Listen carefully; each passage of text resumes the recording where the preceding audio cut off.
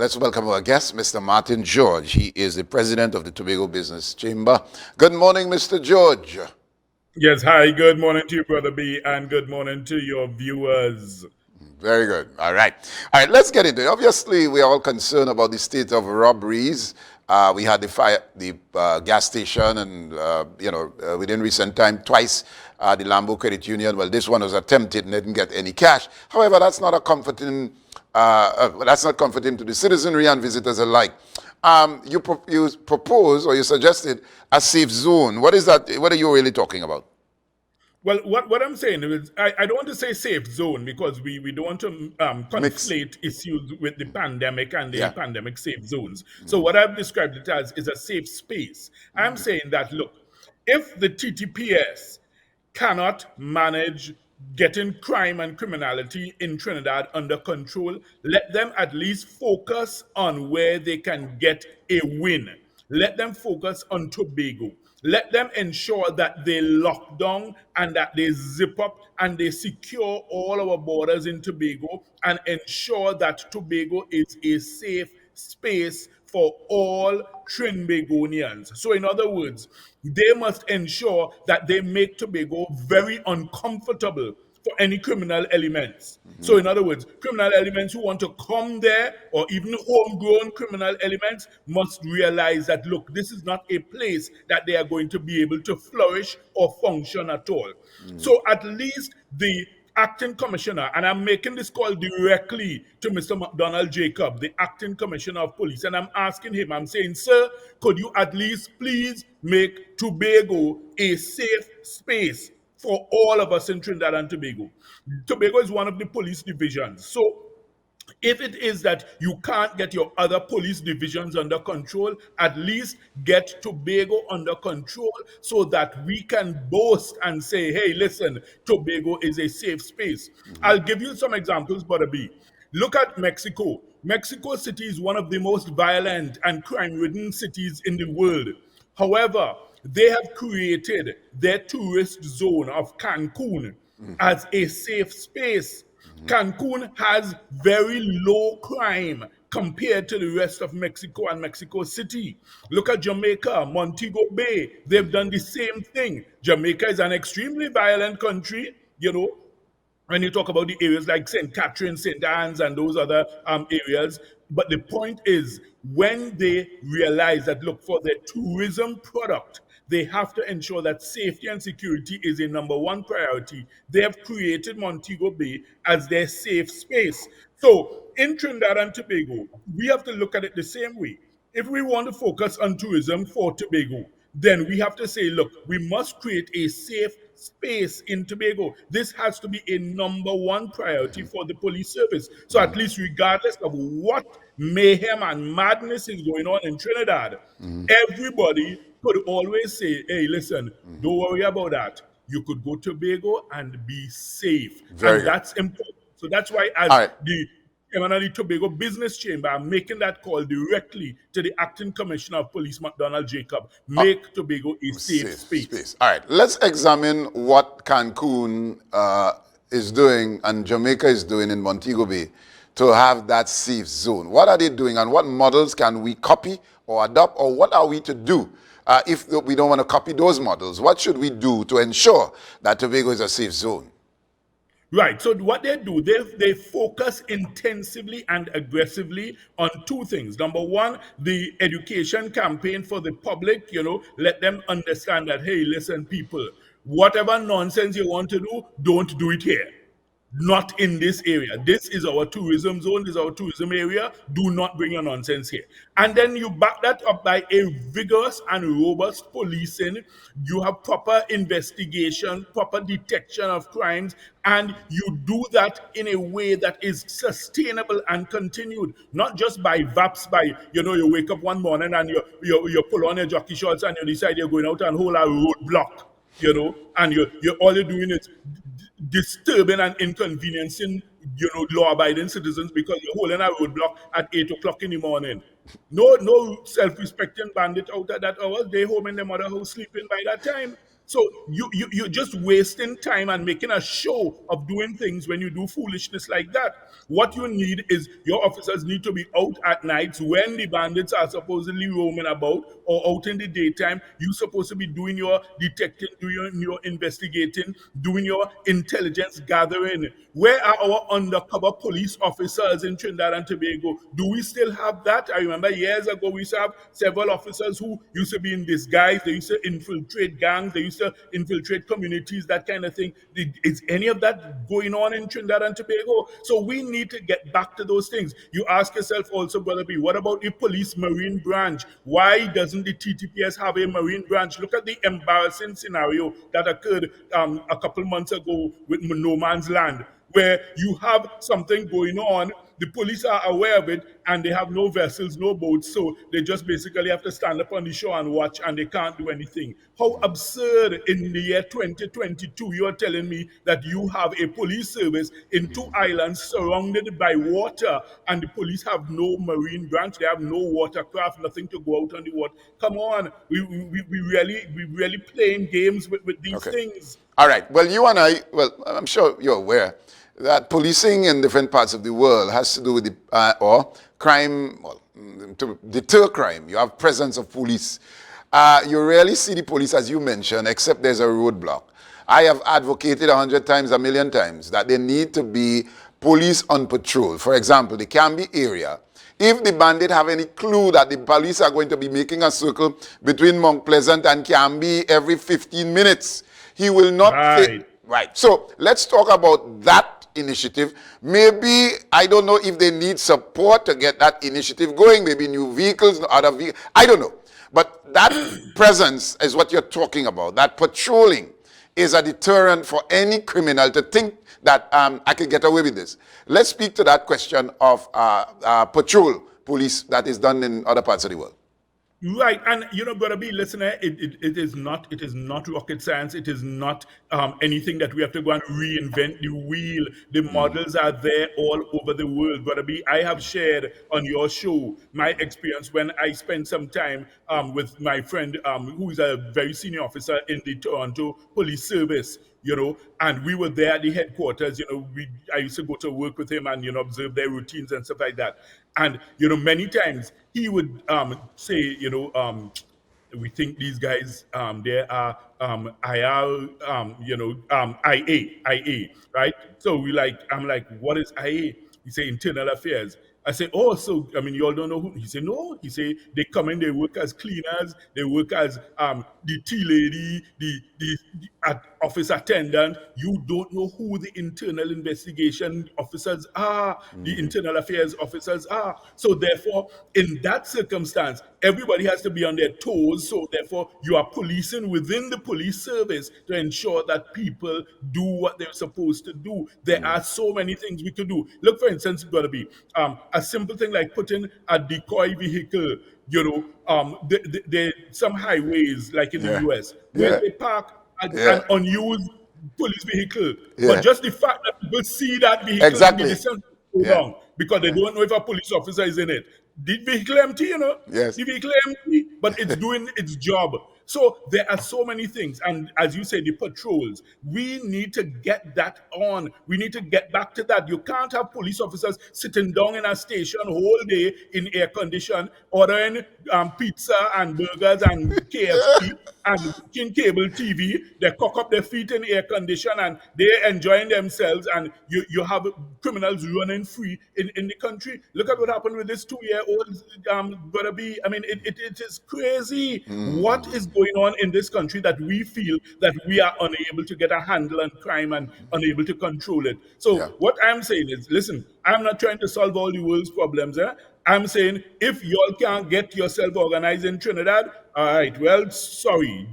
At least get Tobago organized and create a safe space for Tobago. Very We good. need that because if we have to promote tourism, tourists must know that they are coming to somewhere safe. They Very good. must feel that they can come to somewhere safe. Even for Trinidadians, they love the idea of the freedom and safety that they feel when they come to Tobago. So we have to ensure that we create that safe space in Tobago. And I'm putting that challenge directly to McDonald Jacob. I know he listens to your show. He's a fan of your show. He watches it every morning. He's probably listening to it now. So I'm You're, calling upon him, yeah. Commissioner. All right. Please create a safe space in All right. Tobago. Let's add to what is part of the crime fighting or deterrent mechanism, which are CTC cameras, security cameras. In that, that business house, that financial institution, I am asking myself, right? Given that there was a manhunt for this guy, should there be the presence of cameras that would make you think twice of carrying out a robbery? A bold camera, not one that is hidden, that the bandit can't see. That alone is a security mechanism that protects up any property. And I'm asking about those CTC cameras that was all over the island that are dormant and maybe not operational. The interest or the investment in that, you can ask, where has that gone, Mr. George? That too is a deterrent. But and Brother B, all developed countries use CCTV cameras as an integral part of their crime fighting network. And you know what? They use cameras that are operational. Yeah. In TNT, we have this habit of spending billions, and I say billions with a B, billions of dollars on giving out contracts to persons. They put up these cameras, and then next thing you hear, something happens, and when they're looking for the footage from the camera, oh well, the camera blind. That camera wasn't on, it wasn't functional, the camera can't see. Who the hell wants a camera that blind? Yeah, right. What you want a blind camera for? What you could see with a blind camera? Why on earth do we continue to do these same stupid things over and over in Trinidad and Tobago, and then we throw our hands up in the air and wonder why crime is out of control? In any metropolitan city, gotta be, for the slightest thing that occurs, they're able to say, okay, right, let's pull the camera from there, pull the camera from there, pull the footage. Let's go back. Right, yes, right, slow down, freeze that frame, blow it up, yes.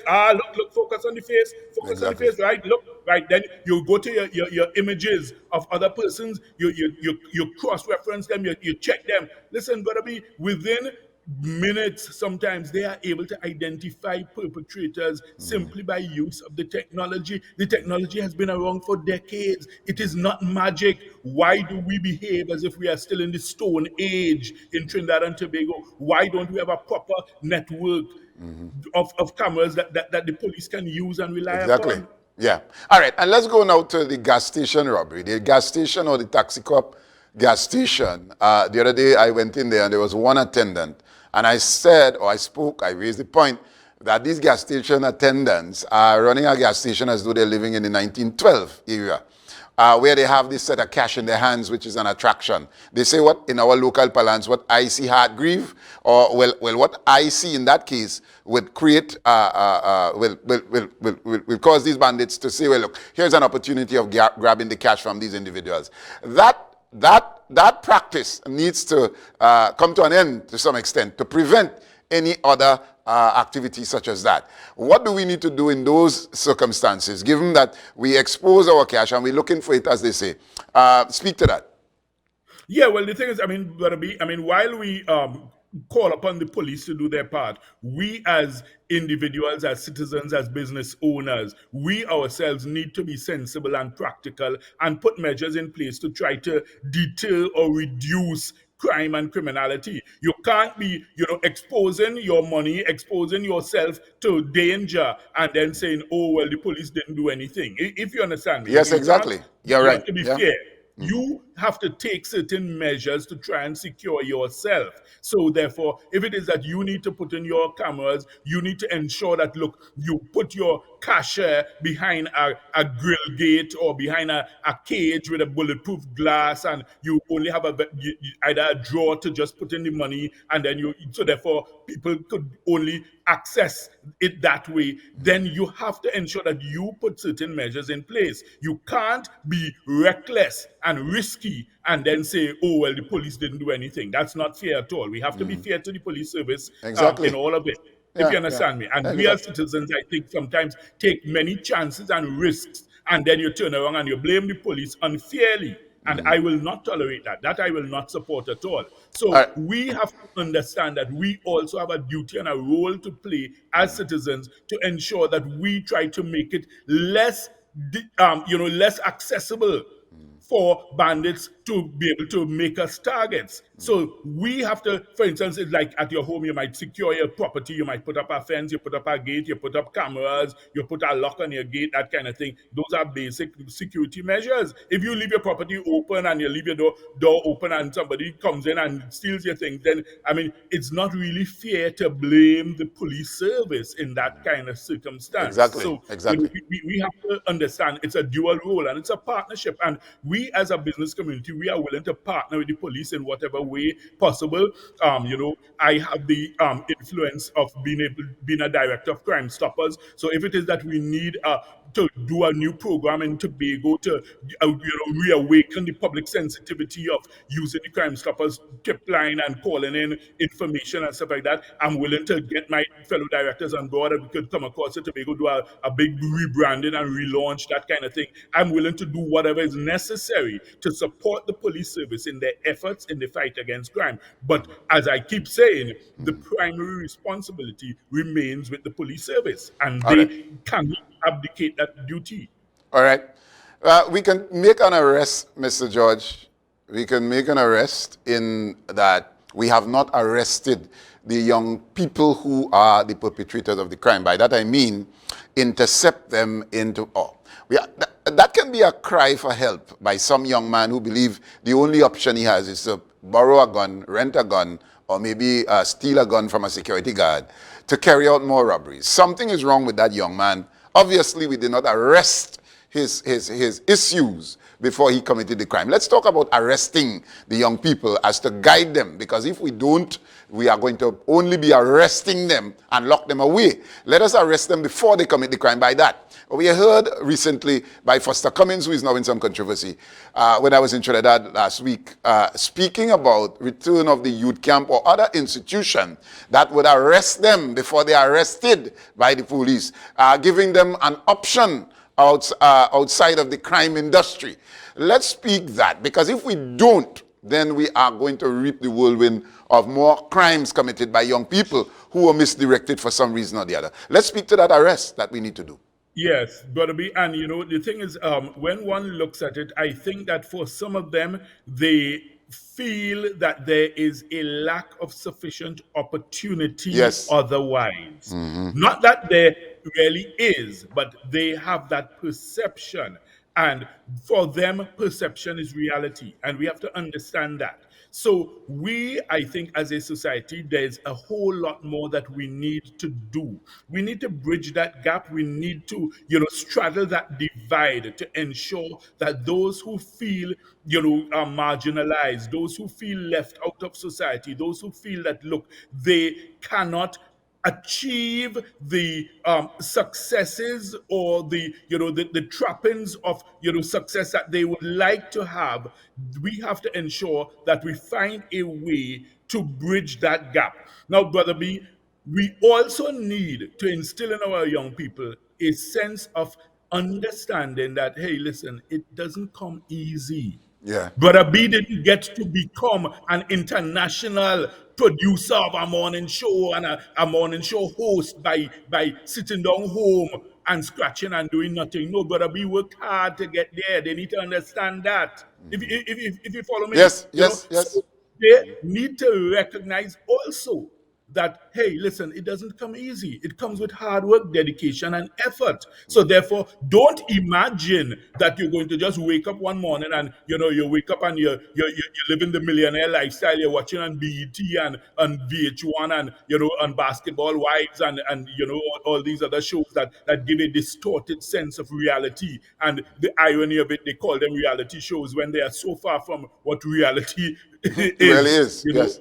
Yeah, so we need to also have that type of conversation and education for our young people, because I think they all get carried away by that and the glamour and the glitz and the bling, and they all want that. all of them want to be a Zesta man, as the song says, with the big long chain and that is their dream and their ideal.